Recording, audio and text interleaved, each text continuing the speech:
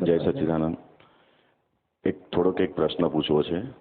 આજે અંતરાય કર્મની જે વાત હમણાં વાંચન જે થયું એના વિશે, તો અંતરાય જે પડે છે એને સંયોગ તરીકે લેવાય કે ના લેવાય? હા, એટલે અંતરાય જ્યારે ફળ આપે ત્યારે સંયોગ સ્વરૂપે જ હોય છે. બંધાય છે ત્યારે નહીં, પણ ફળ વખતે બંધાય છે ત્યારે અજ્ઞાનતાથી બંધાય છે. અને ફળ વખતે તો સંયોગ હોય. તમને થાય મારે જલ્દી પહોંચવું છે ને ત્યારે તમે નીચે ઉતરો ત્યારે બસ ઉપડી ગઈ હોય, 1.5 કલાક ઉભા રહો કે છે. જલ્દી પહોંચવામાં તમને અંતરાય આવ્યો, તે સંજોગો ફળ આપે ત્યારે અંતરાય હોય છે.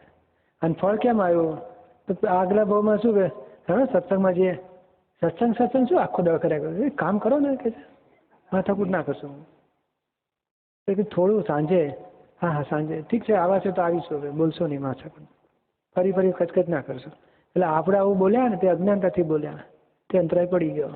પછી આજે ઈચ્છા હોય ને તોય પેલું સંજોગ યારી ના આપે. પણ એ જે બોલાઈ ગયું એ પણ એક કર્મનું ફળ જ છે ને? એ ફળ છે, પણ આપણે એકાકાર પૂર્વક હતું ને એટલે જ એને અજ્ઞાન કહીએ છીએ ને. એટલે ટૂંકમાં તો એમ કહેવાય કે એક વિરાધક કર્મ છે આપણું અંદર, એ ફૂટી રહ્યું છે, બુદ્ધિને ઉત્તેજિત કરે છે. એટલે ગયા ભાવમાં જયારે બોલાયું હોય ત્યારે એ વાણી નીકળી કર્મનું ફળ કહેવાય. પણ એ કર્મનું ફળ આપણે કઈ ફળ તરીકે ગણતા નથી. એને પ્રતિક્રમણ થોડું કર્યું, આ ડિસ્ચાર્જ આવું વાણી નીકળી, બહુ પસ્તાવ લીધો કંઈ ના ખુશ થાય. આ તો સીધો આ ઠોકીને બોલીએ ને એટલે ચૂપ થઈ જાય. આ લોકો આખો દોડે સત્સંગ કરે છે. શું જીવન કામકાજ કરવાનું કે સત્સંગ કરવાનું કે દોડા થયા પછી ધર્મ કરવાનું કહે છે. એ બધું જાતનું અજ્ઞાન, તે દાડાનું અજ્ઞાન પ્રગટ થયું, તે અજ્ઞાનને આપણે ભૂસ્યું નહીં એટલે કેરી ફોરવર્ડ થયું. એટલે ડિસ્ચાર્જ ક્યારે કહેવાય? મહી પસ્તાવો થાય, આ ખોટું થઈ રહ્યું છે થાય. અને છોકરા ઉપર મોહ થાય છે, ડિસ્ચાર્જ જ છે ને. તમને ખૂંચે છે કે ના? મને ખૂંચતું એને બહુ ખૂંચે છે કે તું પાછળ ના પડીશ. મને તો થાય કે હું મારી ફરજ બજાવું. એ ડિસ્ચાર્જ કહેવાય કે ના કહેવાય? ડિસ્ચાર્જ કહેવાય જ નહીં. ડિસ્ચાર્જ તો ક્યારે કહેવાય? ભાઈ ખૂંચે, છૂટું પડી ગયું હોય. આપણે જરા ઈચ્છા નથી તોય મહીથી પેલું નીકળે. ઉલટી કરે છે ને માણસ, તમે ખુશી થાય કે ભાઈ અંદરથી કાઢીએ ના કે જાય આગળ, શક્તિ આપે મને ખોરાક, તારા નીકળી જાય ત્યારે ડિસ્ચાર્જ. એટલે ડિસ્ચાર્જ શબ્દ બહુ જુદો છે આપણો. એટલે જે વિરાધક કર્મ જે છે અંદર છે એ નથી કરતું આ બધું.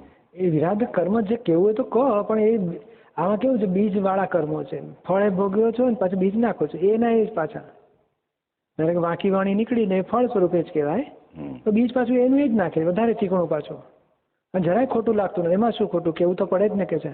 અત્યારે કે 10 વાગે કે સત્સંગ કરવાનો હોય, 10 વાગે ધંધે જવું જોઈએ, એ પછી ચીકણું કરે પાછું. એટલે પછી એ જ ધંધો સત્સંગના દાડે છોડે નહીં. હા, એમની પણ નિર્દોષ દ્રષ્ટિથી જો આ જોવા જઈએ તો આ શક્ય જ નથી ને. શું નિર્દોષ દ્રષ્ટિથી બધું શક્ય છે? કેવી રીતે? આવું બોલાય ને તો ભરેલો માલ નીકળે, પછી પસ્તાવો લે એટલે ચોખ્ખું થઈ જાય. અને પછી તરત તૈયાર થાય કે હેડો હું આવું છું કલાક, અને પછી પૂરું થશે એટલે આપણે ધંધા કરીશું. એટલે ભાઈ એનો પકડ ના હોય, ઉલટાનો પસ્તાવો લે કે આ કેવું મોહ છે ધંધા કરવાના. આ ઉંમર તો હવે આખી જિંદગી ધંધો જ કરી છે. માંડ સત્સંગનો અવસર મળ્યો, જ્ઞાની આવ્યા, ખબર પડી કે ના આજે આ ભૂલ થઈ ગઈ, સત્સંગ કરવો જ છે, આજે ધંધો બંધ. એવું મેં તોડી નાખે તો તૂટી જાય. એટલે કે છે ને અનિશ્ચય એ જ અંતરાયનું કારણ છે. નિશ્ચય એ અંતરાય તોડી નાખે છે. તમે પેલો બોલ્યા કે નથી જવા જવું, પછી કે ના જવું જ છે, તો અંતરાય તૂટી જાય. આવતાય તૂટી જાય, ભવિષ્યના બીજે બળી જાય, અને અત્યારે અંતરાય કર્મ ઉડી ગયા. સમજાય ને? એમની તો અંતરાયના જે સંજોગો ભેગા થાય છે જડમાંથી આવે છે કે પછી આમાં આપણી અજ્ઞાનતાથી ઊભું થાય છે. અજ્ઞાનતા ક્યાંથી આવે છે? અજ્ઞાનતા આપણી કઈ ને જાગૃતિમાં રહેતા હોય તો અજ્ઞાનતા ક્યાંથી આવે? જાગૃતિ છે જ ક્યાં વળી? જાગૃતિ હોય, અજ્ઞાન પૂરું થાય તો જાગૃતિ શરૂ થાય ને. એટલે આપણે આજનું જ્ઞાન ને આજના જ્ઞાનની વાત નથી, આ તો પૂર્વની. આ જ્ઞાન પછી તો જાગૃતિ શરૂ થઈ. એટલે હવે શું, અંતરાયના ફળ ભોગવી લેવાના. અંતરાય ફળ આવે ને જ્યારે, તે ફળ ભોગવી લેવાના, અને અંદર કોઈ નિમિત્તને ગુનેગાર નહીં જોવાનું.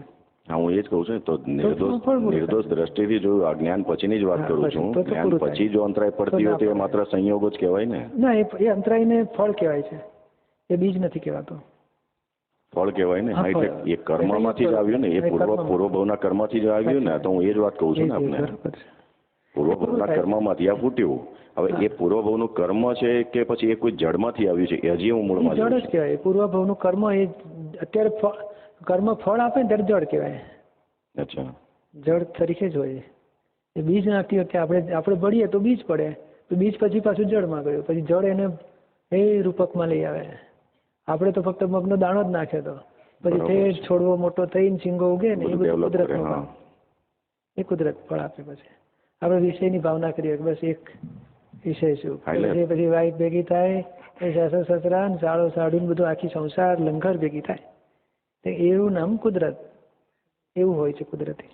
એટલે અત્યારે વાંચનમાં એક શબ્દ એવો પણ આવ્યો તો દાદા એમ કહ્યું છે કે વિચારોથી જ અંતરાય તૂટે પછી. હા, એટલે આવું આપણા જ્ઞાનવાળા વિચારો હોય ને, જ્ઞાનીના આપેલા વિચારો, સંસારી વિચારો નહીં.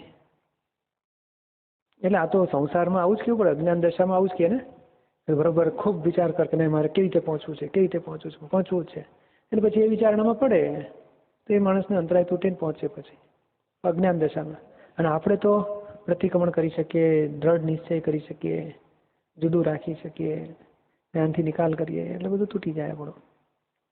આ તો શું છે, દાદાની વાતો તો બધા લેવલે નીકળેલી છે. સમજે ને, અજ્ઞાનીથી માંડીને જાગ્રત મહાત્મા હોય સંપૂર્ણ, એના સાથે બધા લેવલવાળી વાતો નીકળી છે. એટલે જુદા જુદા શબ્દો હોય, આપણે થોડુંક પછી સેટ કરી નાખવાનું.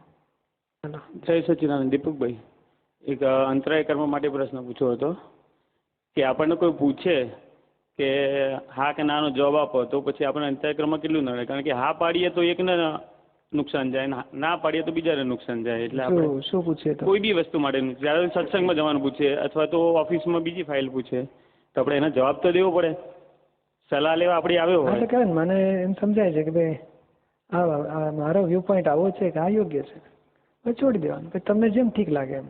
અંતરાય ક્યારે કહેવાય કે આપણે એને આગ્રહ કરે તમારે આમ જ કરવું પડશે, આમ નહીં જ કરો તો અંતરાય પડે.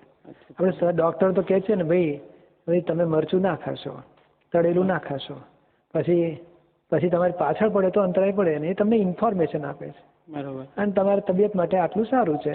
પછી કે આ ડૉક્ટર બોલ્યા કરે આપણે ફર્સ્ટ ક્લાસ મરચાં ભજીયા બનાવો અને ઘેર ખાવ માદા પડો તમારી જવાબદારી.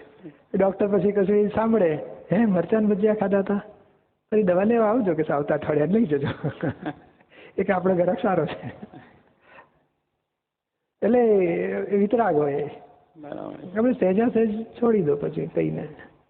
આપણે એને દબાણ નથી કરતા.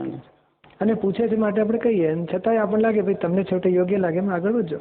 મારો વ્યૂ પોઈન્ટ છે, મને આવું સમજાય છે કે આ હિતકારી કહેવાય. જય સચિદાનંદ. જય સચિદાનંદ.